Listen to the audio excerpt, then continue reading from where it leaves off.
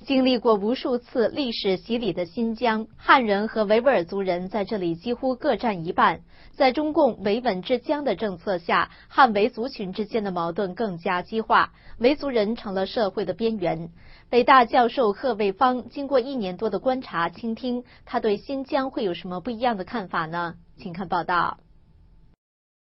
贺卫方，北京大学法学院教授、博士生导师。2009年3月离开北京大学，来到新疆石河子大学，开始2年的支教生活。在新疆1年多的时间里，他走遍了南北疆，将自己融于当地人的生活里，从居民的视角去观察、倾听和思考，让他对新疆有了更深的认识，也看到了族群间纠葛难解的情愫。去年新疆发生7·5事件，当时才到新疆几个月的贺卫方也跟着新疆人一起经历了这起事件和断网。凤凰网4号与贺卫方对话，谈到7·5事件，贺卫方说，韶关事件是导火线，但韶关那里发生的事，国内媒体都没有报道。他总结7·5事件最大的教训是，整个国家没有一个公正的司法体系。他提出，西方一些超越文化差异之上的司法程序理论是可以借鉴的方法。然而，中共在取得政权之后，一直强调稳定压倒一切，以至于任何对政府不满的表达都会被过度解读。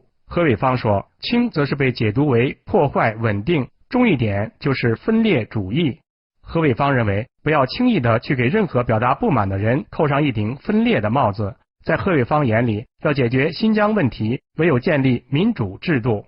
自1990年代初期以来，新疆各地发生一连串维汉之间的暴力冲突事件，大大的冲击了当地社会，使维稳长时间的成为当地的首要任务。贺卫方认为，这样就导致一些问题得不到解决，为了稳定可以推迟一些问题的解决，最后的结果可能就是越维稳越不稳。在新疆的1年多来，贺卫方听到不少新疆人在议论，当地领导人认为贫穷有利于维稳和国家统一，造成新疆人的收入和内地的收入差距太大，他们希望在收入和经济政策方面能做调整。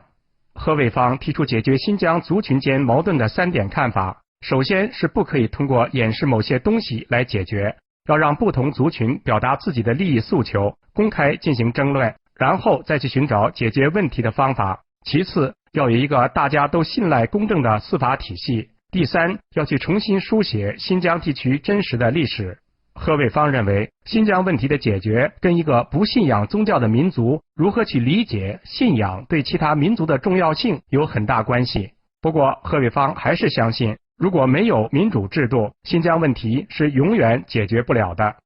新唐人记者李婷、肖瑜综合报道。